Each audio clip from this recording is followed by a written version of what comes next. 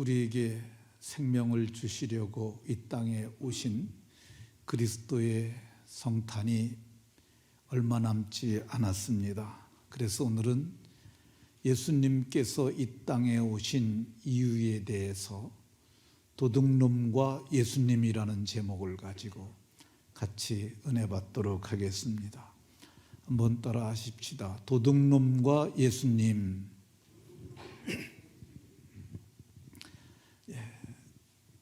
옆 사람과 눈으로 인사하면서 이렇게 서로에게 복을 빌어줍니다. 도둑놈에게 당하지 마시고 예수님으로 말미암아 생명을 얻고 더 풍성히 얻는 복이 있으시기 바랍니다.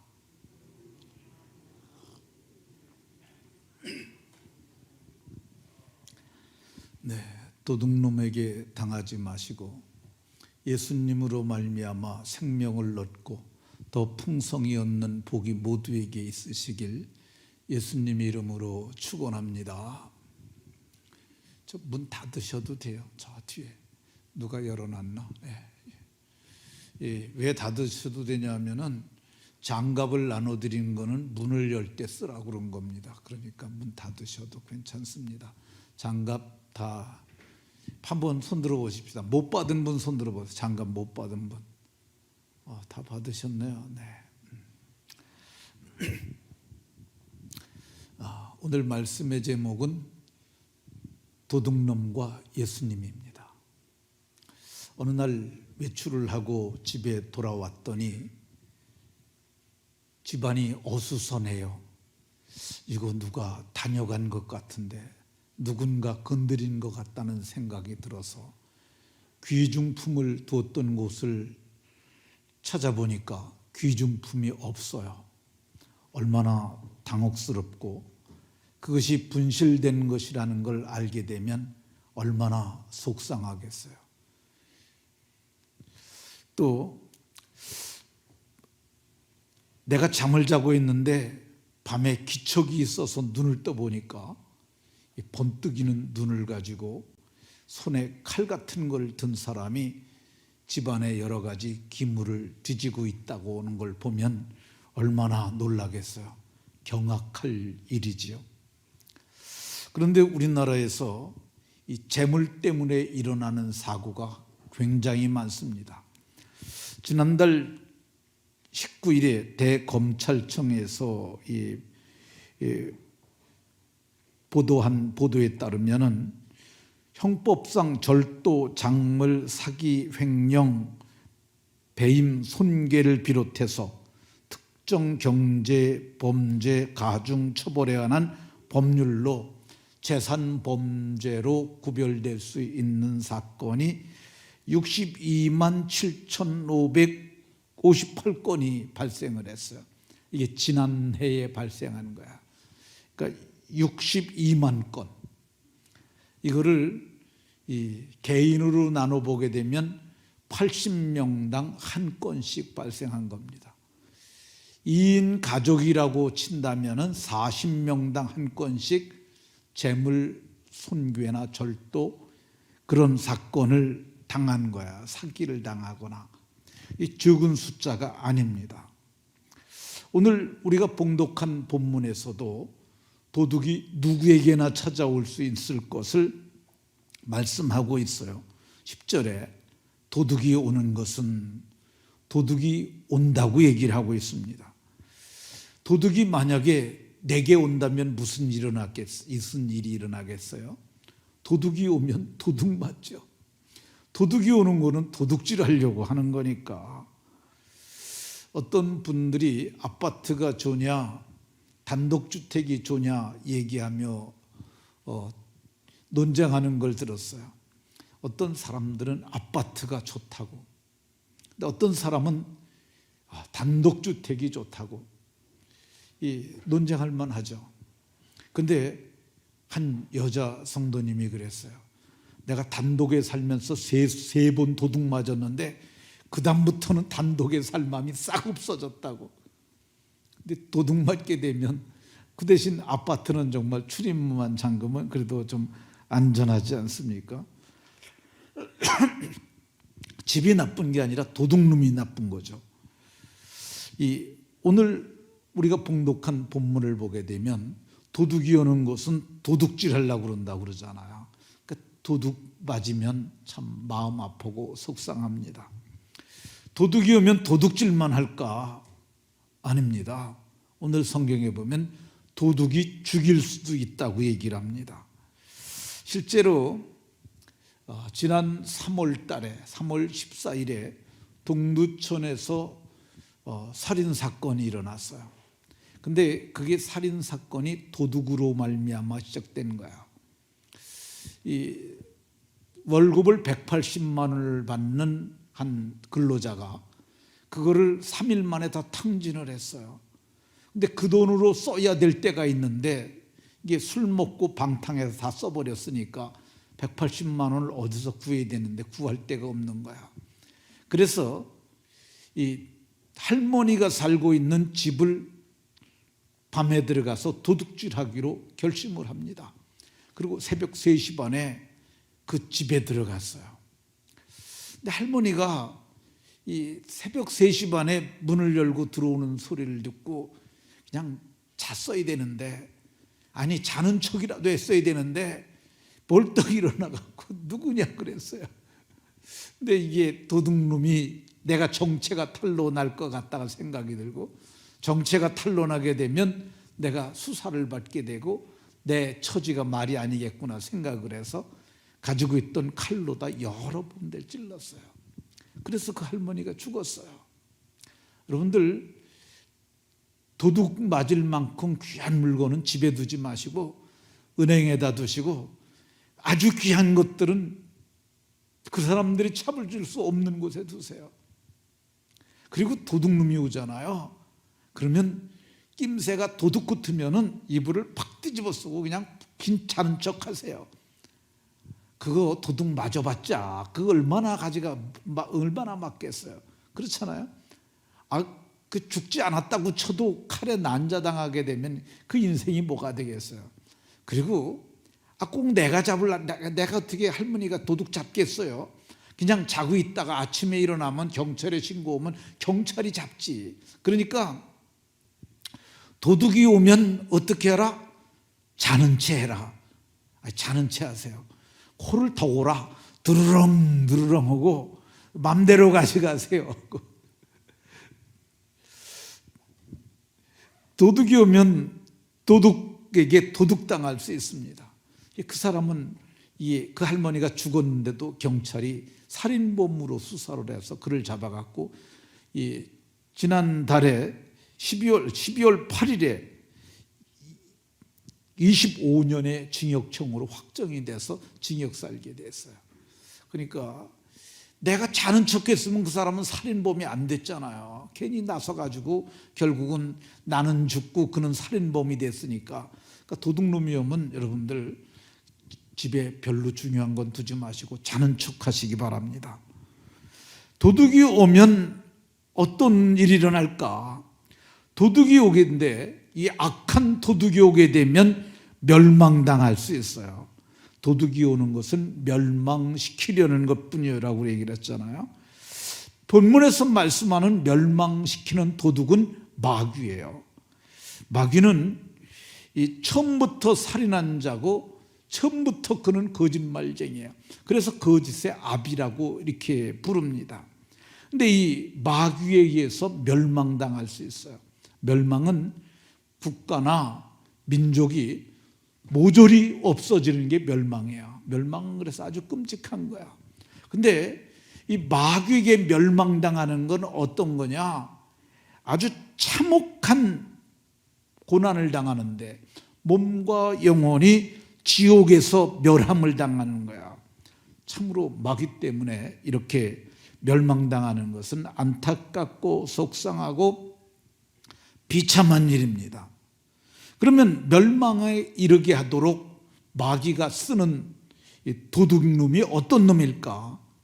영혼을 노략질하는 거짓 종교인들이 여기에 속합니다. 그는 거짓말장이라고 성경에 얘기를 하잖아요. 이 마귀는 다 마귀에게 속한 자들, 영혼을 노략질하는 자들은 다 거짓말쟁이에요. 전에 이 MBC PD 수첩에서 달마가 홈쇼핑으로 가는 까닭은 이런 주제를 가지고 이 PD 수첩이 진행을 했어요. 근데 그 취재한 게 뭐냐면 그 달마라는 달마도 때문에 그랬어요. 이 달마도가 인터넷에서 현재 팔리고 있는 가격이에요. 29만 5천 원 정도에 팔립니다. 근데 저게 위에 있는 그 그림은 아니고 그 밑에 있는 붓으로다 이렇게 하고 여기 옆에 있는 그림 그거잖아요. 근데 저거 달마 대사라는 그림인데 이 그림 그리는데 사람들이 이게 익숙한 사람은 큰 붓 있잖아요. 큰 붓 하나 가지고 쭉쭉쭉 하고 떡딱 요거 5초도 안 걸려요. 그리고 작은 붓 가지고 이렇게 눈썹 그리고 그러는데 10분이면 한 장씩 그리더라고. 텔레비에서 봤어요. 10분밖에 안 걸려요. 저거 천천히 그려도 1시간에 한 장씩 그린다고 쳐도 하루 10장 그리면 300만 원 버는 거예요. 근데 저게 엄청나게 팔렸어요. 왜 팔렸는지 아십니까? 저게 수맥 차단 효과가 있다고 말을 했어요. 저거만 갖다 걸어놓으면 수맥이 없어진다는 거야. 저거만 갖다 놓으면 취업이 잘 된다는 거야. 저거를 애들 수험생 있는 방에 갖다 걸어놓으면 애들이 공부를 잘하게 된다는 거야. 아이 진짜 그렇게만 된다 그러면 하고 싶은 마음이 생길 거 아니에요. 근데 이게 진짜 될까? 근데 사람들이 된다고 그러니까 불교인들이 저걸 어마어마하게 샀어요.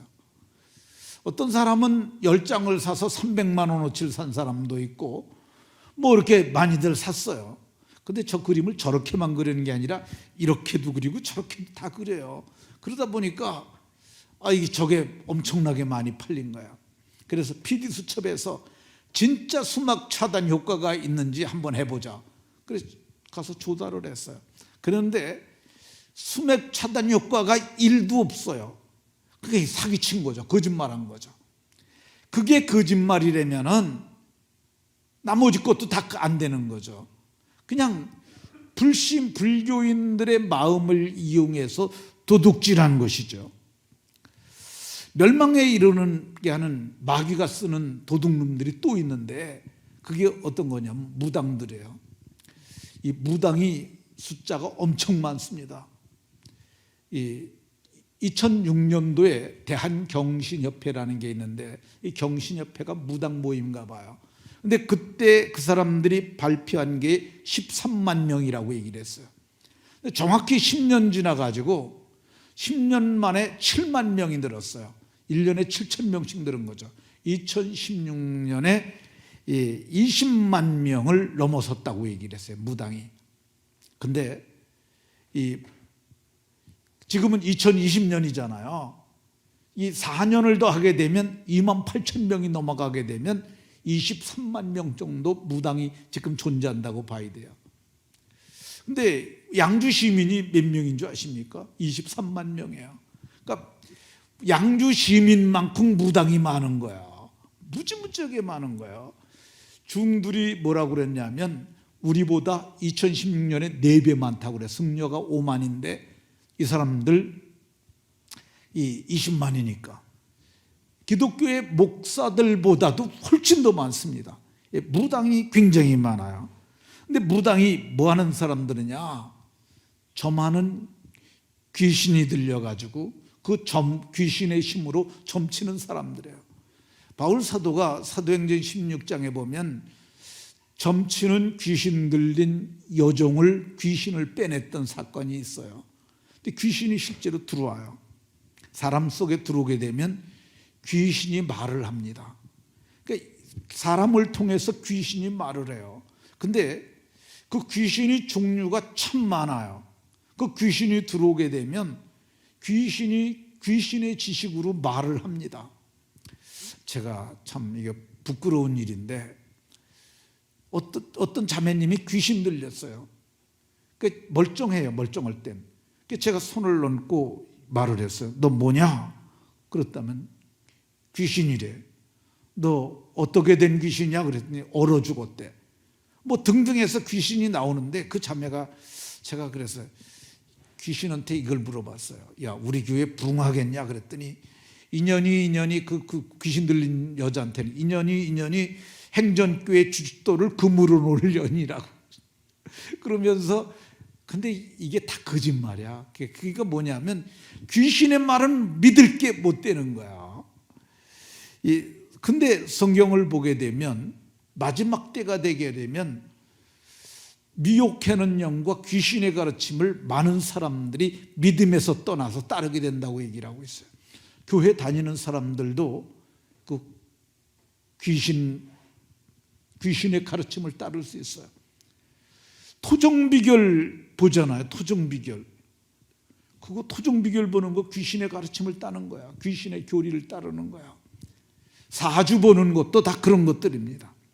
근데 무당을 믿지 말라. 제가 이거 드리고 싶은 말이에요. 무당은 다 거짓말쟁이라. 왜 그러냐면 귀신의 압이 사탄의 졸개들이 하는 거니까 그게 귀신이 맞을 턱이 없죠. 근데 귀신이 지난 일은 맞춰요. 지난 일은 근데 여러분들도 알지 않습니까? 그렇죠? 근데 지난 일을 맞췄다고 미래를 맞출 거라고 착각을 하는 거야. 미래는 하나님께서 저들에게 열어주시질 않으셨어요. 92년도 대선 때 제가 동아일보를 봤는데요.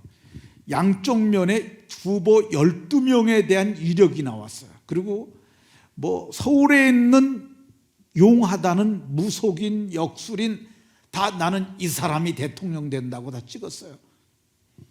그러면 그 사람들이 말이 다 맞다면 대통령 몇 명 돼야 돼요? 12명 돼야 되잖아요. 그의 대통령 한 명 뽑았어요. 김영삼 대통령 한 분 되셨어요. 나머지 다 틀린 거예요. 그러니까 이게 이 노략질하는 마귀와 같은 악한 종교인들에게 빠지게 되면 이 사람들 다 영원히 망하게 되어 있습니다. 멸망에 이르게 하는 마귀가 쓰는 악한 도둑놈들이 있는데 그게 누구냐? 영혼을 노략질하는 거짓 종교인들. 그 대표적인 게 불교인들이죠. 많은 사람들이 부처 믿으면 극락 간다고 얘기를 해요. 우리나라에 아주 최대 재벌이 얼마 전에 돌아가셨잖아요. 그분은 원불교 의식으로 했어요. 근데 모르지 그 사람들이 어디 갔는지 알겠어요. 근데 성경의 가르침에 의하게 되면은 그분들은 다 이 지옥에 가죠. 8만 대장경이 우리나라에 만들어졌는데 고려 말에 만들어졌죠. 근데 이 8만 대장경보다 더 큰 사건이 하나 있다고 불교인이 말하는데 그게 성철이라고 하는 승려야. 그 사람이 그렇게 득도를 했다고 그러는 거야. 이 성철이라고 하는 승려가 이제 조계종 종정이 됐어요. 우리 식으로 얘기하면 예수교 장로의 합동, 즉 총회장과 같은 거죠. 조계종 종정이 돼가지고 4월 초파일에 법어를 발표를 했어요. 그게 4대 일간지에 다 났어요. 근데 그 일간지 내용을 보게 되면 제목은 우리가 서로 부처로 섬기면 이 세상이 극락이라고 그랬는데 이 내용을 읽어보면은요, 여기 보시면 요 왼쪽에 사탄이여 어서 오시옵소서 나는 당신을 뭐라고 그러냐, 당신을 하며 예배합니다. 당신은 본래 거룩한 부처님입니다. 사탄과 부처란 허망한 거짓 이름일 뿐 본 모습은 추호보도 다름이 없습니다. 사탄과 부처는 동일한 존재라고 그렇게 얘기를 하는 것을 볼 수가 있습니다. 이거 그냥 어쩌다 얘기한 거 아니고 그 사람이 오랫동안 깨달은 결론이 뭐냐? 사탄과 부처는 허망한 이름 차이일 뿐 실제 본질은 똑같은 존재라고 얘기를 했어요. 아니 성철이 얘기를 했는데 무슨 더 말이 필요하겠어요? 이 사람이 죽기 전에 사행의 시를 썼어요. 그게 생평기광 남녀군하니 평생토록 남녀의 큰 무리를 속이는 일을 했으니 미천죄업 과습이라 내 죄압이, 내 죄가 하늘에 닿았는데 그것은 수미산보다, 인도에 있는 수미산보다 더 크다고 얘기를 하고요. 활함, 이 활자는 불이 화를 탄다는 그런 뜻이에요. 활함 아비, 아비는 아비지옥이고요. 한만단, 한이 만갈래나 찢어진다. 이름 토 쾌벽성이로다. 이렇게 얘기를 했어요. 그러니까 스스로가 말하기를 내가 한이 만갈래나 찢어지도록 내가 정말 아비지옥에 떨어지니 참으로 속상하다고 얘기를 했어요. 그가 또 다른 나중에 자기 딸을 만나가지고 딸에게 한 말 중에서 그 끝부분에 가면 석가와 미타는, 석가는 석가모니를 얘기하고요, 미타는 아미타부를 얘기를 합니다. 근데 미타는 뜨거운 구리 샘물을 마시고, 뜨거운 구리 샘물을 마시고, 지옥의 참상이죠. 가삼과 아나는 무쇠를 먹는다. 그러니까 석가와 미타가 거기서 뜨거운 구리 샘물을 먹고 있으니 그게 지옥이 견딜만하게 해서 얼마나 참혹하겠어요. 근데 성철이 말한 아비지옥은 예수님께서 말씀하시길 네가 눈이 범죄거든 눈을 빼버려라.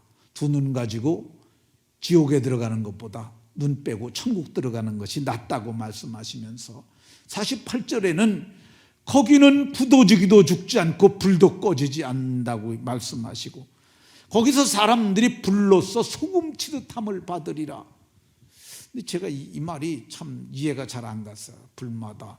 근데 제가 생각을 해보니까 어렸을 적에 미꾸라지 어르신들이 잡았잖아요. 요즘은 추어탕 사 먹지만은 옛날에는 논구퉁이에 있는 웅동이 그 물을 겨울에 얼음을 깨고 퍼내고 그 속에 있는 진흙 속에서 미꾸라지를 잡아서 먹었어요. 근데 미꾸라지 잡아오면은 해감을 시킨다고 바가지 같은 데다 미꾸라지를 넣고 거기다 소금을 뿌립니다. 소금을 뿌리면 어떤 일이 일어나는지 아시죠? 와다다다닥 하고 그 미꾸라지가 튑니다. 근데 그걸 갖다가 튀어나가니까 뚜껑으로 얼른 소금 뿌리고 얼른 덮죠. 그럼 한동안 그러다가 그래서 미꾸라지들이 다 죽으면은 늘어져서 이렇게 허연 거품을 뿜고 그러됩니다. 근데 불로써 소금 치듯함을 받으리라. 그러니까 불로 소금 뿌리듯이, 그래서 거기서 파다닥 파다닥 찐다는 그런 의미로 저는 이해를 해요. 실제로 박영문이라는 분이 살아서 지옥을 가서 봅니다. 근데 이 지옥이 연못 같은데 석쇠 같은 게 있더라는 거야. 사람 무리가 있는데 불이 이쪽으로 확 하면 우 뜨겁다고 다 도망을 가는 거야, 저쪽으로. 그럼 저쪽에서 또 불길이 확 올라오면 쉬지 않고 이게 계속되는 게 지옥이라고 그러는데, 불로써 소금치탐을 받는다는 것이 그런 의미가 아닐까 하는 생각이 듭니다. 근데 이게 도적에게 속으면은, 영혼을 노략질하는 자들에게 속으면은 거기 들어갈 수 있음을 얘기를 하고 있습니다. 영혼을 노략질하는 각양 못된 도둑놈들이 교회 밖에만 있는 게 아니에요. 교회 안에도 있습니다. 이 교회 안에 있는 자들을 예수님이 뭐라고 그러냐면, 양의 옷을 입고 너희들한테 오지만은 그 속에는 이리가 들어있는다고. 겉보기에는 양인데 그 본질을 못 보게 되면 거기에 속을 수 있다고 말씀하셨어요. 이 변선한 교수라는 사람이 있어요. 잘생겼지 않습니까? 호방해 보이지 않습니까? 스위스 바젤 대학교 대학원에서 신학 박사학위 받았어요. 머리가 명석한 사람입니다. 명석하니까 지식이 많지 않겠어요? 많은 지식을 가지고 저 사람이 말을 했는데, 신학교에서 강의하면서 예수 밖에도 구원이 있다, 이런 말을 했어요. 우리는 예수님 믿어야 구원받는다고 그러잖아요. 근데 어떻게 예수님만 믿어서 구원받습니까? 이 말을 하고 있는 거야. 구원이라는 것이 등산하는 것과 같다고 그랬어요. 불교는 이쪽에서 정상으로 올라가는 거고 기독교는 이쪽에서 올라가는 거다. 정상에 올라가는 건 마찬가지라고 얘기를 했어요. 근데 이거 성경에 이런 말 없어요. 성경에 없는 말을 자기 지식을 가지고 혀를 가지고 말한 요설이에요. 요설. 성경에 없는 얘기입니다. 예수님은 뭐라고 그랬어요? 내가 곧 길이고 진리고 생명이니 나로 말미암지 않고는 아버지께로 올 자가 없다고 예수님께서 그렇게 말씀하셨어요. 그러니까 예수님께서 그렇게 말씀하셨어요. 근데 이런 사람들이 교회에 이렇게 들어온 건 가만히 들어온 마귀 새끼들이라는 거야. 이 에덴 동산에 뱀이 가만히 들어왔습니다. 근데 성경에 보면 유다서에도 가만히 들어온 몇 사람이 있는데 이런 사람들은 옛적부터 판결받기로, 그래서 지옥에 들어갈 사람들이라고 이렇게 말씀하고 있는 걸 볼 수가 있습니다. 이 김홍도 목사님이라는 분이 계셨어요. 돌아가셨는데 감리교 금난교회 담임 목사님이셨어요. 그 양반은 지나친 반공주의자였고 오직 성경만 말하셨던 분인데 그분이 변선한 교수를 자기 교단인데 고발을 했어요. 저는 가짜다. 신학교 강단에서 내쫓아야 된다. 예수밖에 어떻게 구원이 있다고 저런 말을 하냐. 근데 지금 저 양반이 지금은 돌아가셨는데 사는 날 동안 그런 소리 하다가 갔어요. 저거 악한 도둑놈이고 마귀 새끼들인 줄로 여러분들이 깨달아야 돼요. 양의 탈을 입고 우리에게 나오지만은 그 속에는 노략질하는 이리가 있다는 것을 우리가 알아야 합니다. 어떤 사람들은 착하게 살면 구원받는다고 얘기를 해요. 이거 세상 사람들이 이 말 얼마나 좋아하는지 아세요? 그래 착하게 살아야지, 선행을 맞이해야지. 천주교가 그 얘기를 합니다. 천주교인들은 착하게 살려고 애써요. 근데 성경에 착하게 살면 구원받는다 그런 말 없어요. 이들이 하는 말 거짓말입니다. 구제를 많이 하면 천국에 간다고 하는 사람들도 있어요. 이게 구제를 하는 게 선행이잖아요. 가난한 자들을 그렇게 돌아봤으니 하나님께서 복 주셔서 천국 가게 할 거라고 이렇게 말하는 거예요. 근데 이 말 듣고 착한 일, 뭐 돈 좀 적선을 하게 되면은 아, 나 천국에 가겠구나 그렇게 생각할 수 있어요. 근데 거짓말입니다. 지난주에 어제네요. 어제 제가 어떤 분한테 전화를 받았어요. 근데 발신자 표시도 없고 그래갖고 그냥 받았는데 그분이 그래요. 목사님이시죠? 그래서 예, 그렇습니다. 목사님 고맙습니다. 그래서 예, 무슨 말씀이세요? 그랬더니 제가 사랑이 지팡이에서 만들어주는 그 반찬을 먹고 그러고 이렇게 살고 있습니다. 내가 소금이나 찍어 먹고 살 평편밖에 안 되는데 이렇게 반찬을 만들어 주셔서 그거 가지고 내가 먹으면서 너무너무 감사해서 이 전화를 어렵게 번호를 알아서 전화드립니다. 하면서 고맙습니다. 그러면서 울먹울먹 하시면서 말씀하세요. 우리가 이런 거 선행입니다. 근데 이거는 내가 구원받았으니까 착한 일 하는 거지 이게 이걸 통해서 구원에 이르지는 절대 못한다는 말입니다. 누가복음에 보게 되면 거지와 나사로의 비유가, 거지 나사로 얘기가 나와요. 부자와 나사로. 근데 이 나사로가 성경에 보면 죽어서 이 천사들의 손에 받들려 아브라함의 품에 들어갔다고 얘기를 해요. 이 거지가 구제를 했겠어요? 구지가 무슨 선행을 했겠어요? 구지가 뭐 그렇게 착하게 살았겠어요? 그런데 성경은 말씀하기를 그가 천사들에게 받들려 아브라함의 품, 믿음의 조상이니까 그 조상이 간 곳에 같이 들어갔다고 얘기를 하고 있습니다. 어떻게 가는 겁니까? 믿음으로 가는 거죠. 바울 사도가 너희가 그 은혜, 하나님의 아들이 십자가에서 대속하신 그 은혜에 의하여 그거 믿음으로 말미암아 구원을 받았으니 이렇게 말씀하고 있습니다. 근데 이거 믿지 아니하고 착한 일하고 구제하고 그리고 뭘 해서 구원받으려고 하는 사람들, 성경은 다 믿지 아니하는 자들은 불과 유황으로 타는 못에 참여하게 된다고 말씀하고 있습니다. 한 사람도 거기에 들어가는 분들이 없으시길 예수님 이름으로 축원합니다. 그러면 예수님이 오시면 어떤 일이 일어날까? 예수님 오시면 양인들이 생명을 얻습니다. 예수님께서 말씀하셨어요. 내가 왜 왔는지 아니, 내가 온 것은, 이 본문 10절에 내가 온 것은 양으로 생명을 얻게 하고 더 풍성히 얻게 하려는 것이라. 예수님께서 오셨는데 어떻게 생명을 얻게 하시려 하셨느냐? 자기 몸을 대속물로, 대신 속지 않은 제물로 주려고 오셨다고 말씀하세요.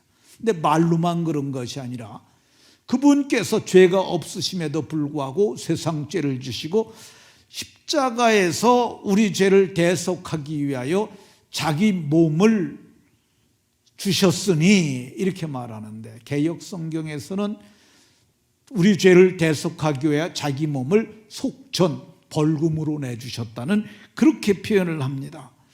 그래서 우리가 어떻게 구원을 받냐, 생명을 얻냐? 에베소 1장 7절에 보면 그의 피로, 피가 생명이야, 그의 피로 말미암아 속량 곧 죄사함을 받았느니라, 이렇게 얘기를 합니다. 그러니까 예수님을 믿을 때 마음에 예수의 피뿌림이 일어나는 거예요. 그래서 이 생명이 피에 있는데 그 피가 마음에 뿌려지는 그 순간 우리의 양심을 붙잡고 있던 마귀가 더 이상 견디지 못하고 떠나가게 되었습니다. 히브리서 10장 22절. 우리의 마음에 예수의 피가 뿌려지는 순간, 믿는 순간 피가 뿌려지는 거야. 악한 양심이, 이 악한 마귀가 양심을 붙잡고 있었는데 그때 예수의 핏뿌리가 뿌려지는 그 순간 마귀가 거기서 떠나게 됩니다. 그래서 악한 양심으로부터 벗어나게 되고 새 생명, 새 마음을 가진 새 존재로 태어나는데, 베드로 사도는 또 예수님께서도 이것을 거듭난 것이라고 그랬어요. 너희가 거듭난 것은 썩어질 씨로 된 것이 아니요 썩지 아니할 씨로 됐는데, 씨가 생명이잖아요. 씨가 종자잖아요. 그 씨를 요한 사도는 하나님의 씨가 우리 속에 들어와 있다고 합니다. 하나님의 씨가 그 속에 거함이요. 겉으로 보기엔 똑같지만은 세상에 보면 하나님의 씨가 있는 자가 있고 없는 자가 있어요.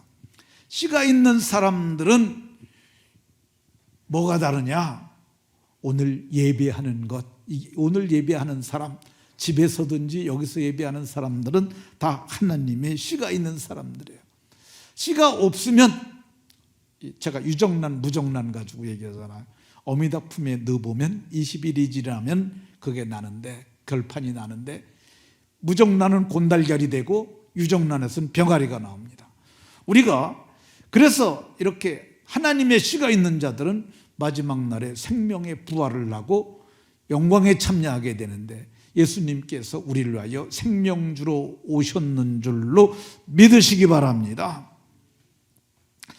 예수님께서 왜 오셨느냐? 생명만 주려고 하는 게 아니라 더 풍성히 살게 하려고. 예수님 믿으면 삶이 풍성해져야 돼요. 그러니까 뭐가 풍성해지냐? 전체가 다 풍성해지는 거야. 마음도 풍성해지고 생각도 풍성해지고 경제도 풍성해지고 다 풍성해지는 거야. 그렇게 해서 예수님이 오신 거야. 예수 믿는 것은 그런 겁니다. 김자옥이라고 하는 여인이 있었어요. 예쁘죠? 네. 늙어도 예쁘네. 참. 근데 이분이 사랑의 교회 권사님으로 계시다가 부르심을 받았습니다. 근데 이 김자옥 권사님이 그래요. 내가 그분 앞에만 서면 작아졌대요.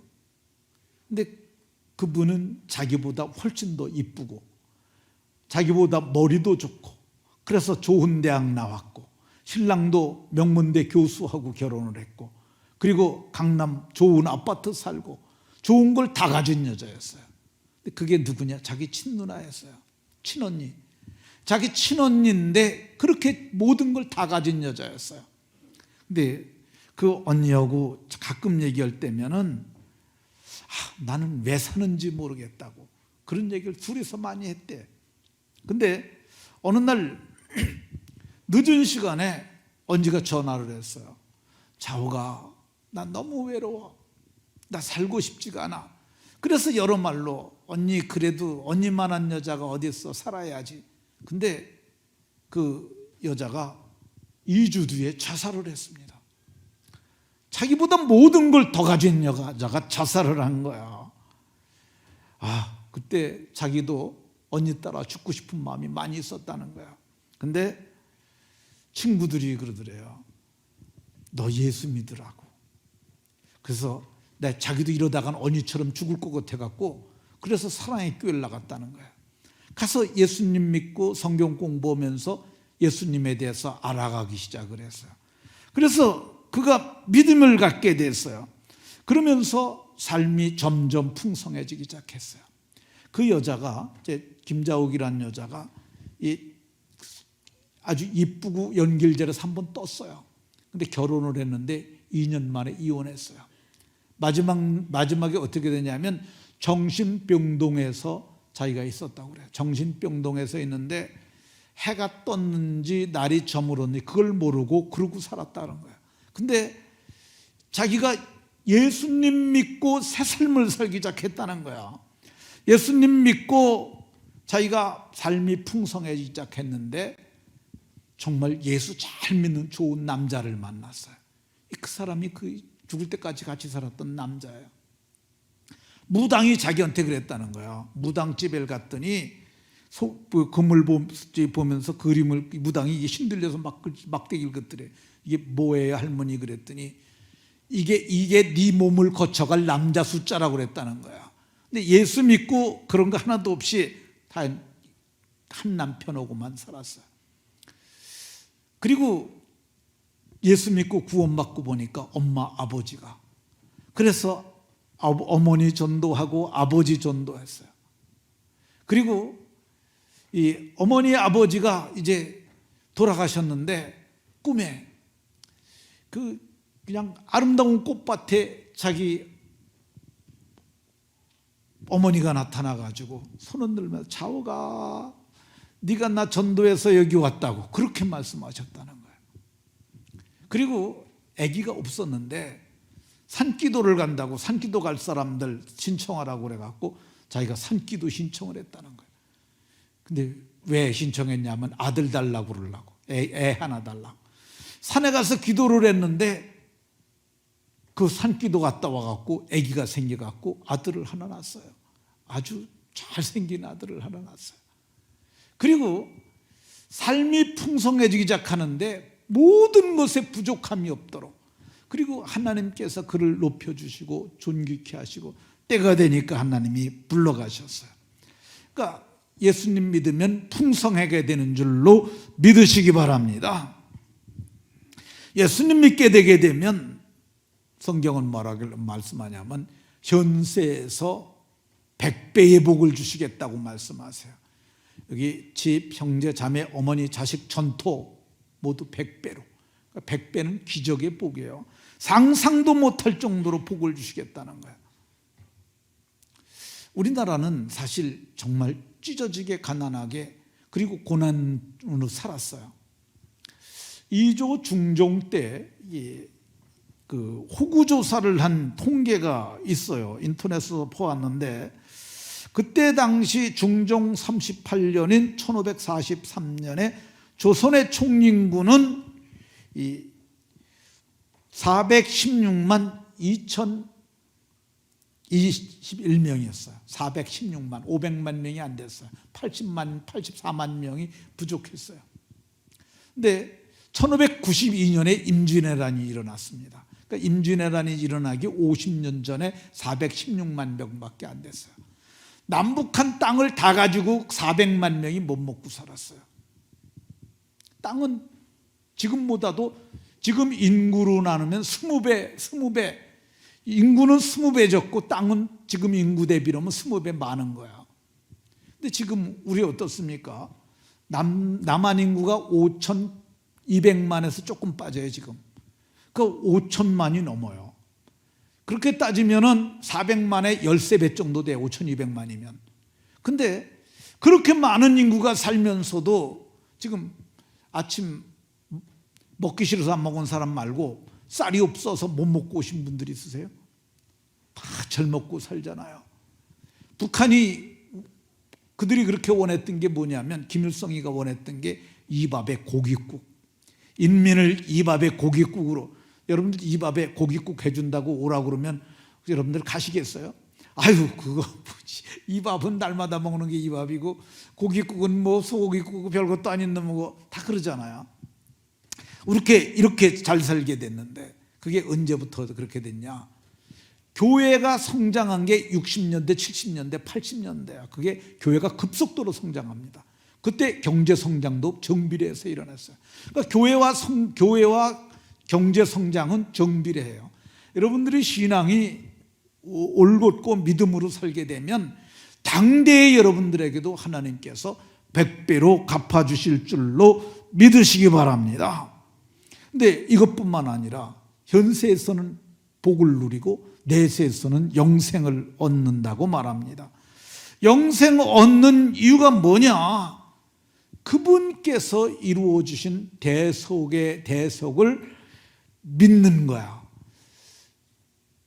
내 말을 듣고 하나님을 또 믿으면, 나 보내신 이를 믿으면은 영생을 얻었고, 이 영생을 얻은 거죠. 영생을 이미 얻은 거야. 그래서 이 영생을 얻게 되면은 반드시 그분의 나라에 들어갈 때 영생에 참여하게 되는 줄로 믿으시기 바랍니다. 한 얘기만 하고 마치도록 하겠습니다. 제가 목회를 하면서 장사를 한 100번은 치렀을 것 같아요. 근데 장례를 하다 보면은 제가 물어요. 그 장례하는 가족 그 상주들한테 돌아가실 때 어떻게 돌아가셨어요? 그걸 꼭 물어요. 그럼 제가 얘기를 듣습니다. 얘기를 들으면 아 그러셨구나. 그러면 이게 제가 나름대로 판단하는 근거가 있는데, 사람이 이게 천국 간 사람들은 얼굴이 온화하고요, 좀 편안해 보여요. 근데 지옥에 갔다고 추정되는 사람들은 이 눈을 부릅떠다든지 온몸이 경직되고 죽었는데 몸이 뻣뻣하면 되게 지옥 간 경우가 많습니다. 저는 그렇게 추정을 해요. 추정이에요. 이건 정확한 건 아니에요. 왜 제가 그렇게 해야 되냐면, 여러 번 임종을 보면서 제가 제일 처음에 시골교회 부임해 갔을 때, 그때 남집사님이라고, 성씨가 남집사예요. 남집사님이 임종을 앞두고 있어서 예배를 드리고 왔는데 딸이 많아요. 한 100명 돼요. 야, 이 딸들이 참 아버지 돌아가시면 많이 울고 그러겠구나 그랬는데, 좀 있다가 돌아가셨다고 연락이 왔어요. 갔더니 하나도 안 우는 거예요. 그래서 왜 아버지 돌아가셨는데 이러냐니까, 우리 아버지 천국 갔어요 그러는 거예요. 그거 어떻게 하냐니까, 우리 아버지가 돌아가시기 전에 좋아 너무 좋아 그랬다는 거예요. 근데 이게 뭐냐면, 사람이 아기로 태어났을 때 영안이 열려 있고요, 그리고 이 사람이 죽을 때 장막집이 무너질 때 영안이 열리는 거야. 근데 마귀가 와서, 지옥의 사자가 와서 저를 끌고 가려고 그러면 안 가려고 버티다 보니까 경직이 일어나는 거고요, 천사가 와서 데려간다는데, 여러분 죽음이 임박했어요. 천사가 왔어요. 그리고 말씀하시길, 유양순 집사님 그동안 얼마나 수고 많았습니까? 하나님의 보내심을 받아 내가 당신을 받들어 하나님의 낙원으로 데려가자고 왔습니다. 안 간다고 버티시겠어요? 예, 가십시다고. 그러니까 이게 좋아지는 거죠. 그러니까 오늘 성경엔 예수님이 말씀하셨어요. 도둑놈에게 속지 마라. 그러면 너희들 죽고 멸망당한다. 그러나 내가 온 것은 너희로 생명을 얻고 더 풍성히 얻게 하려는 것이니까 내 말 그대로 믿고 모두가 영생에 들어가라고 이렇게 말하고 있습니다. 모두가 한 분도 멸망에 이르는 분들이 없고 모두가 영생에 이르시기를 예수님 이름으로 축원합니다. 하나님, 오늘도 말씀을 통해서 주의 법을 깨달아 알게 하시니 감사드립니다. 마귀는 죽이고 멸망시키려는 것뿐이지만 예수님은 우리로 생명을 얻고 더 풍성히 얻게 하시려는 걸 알았사오니 모두가 예수님 때문에 생명 얻게 하시고 풍성히 얻게 하시고 복을 누리게 하여 주옵소서. 예수님 이름으로 기도하옵나이다. 아멘.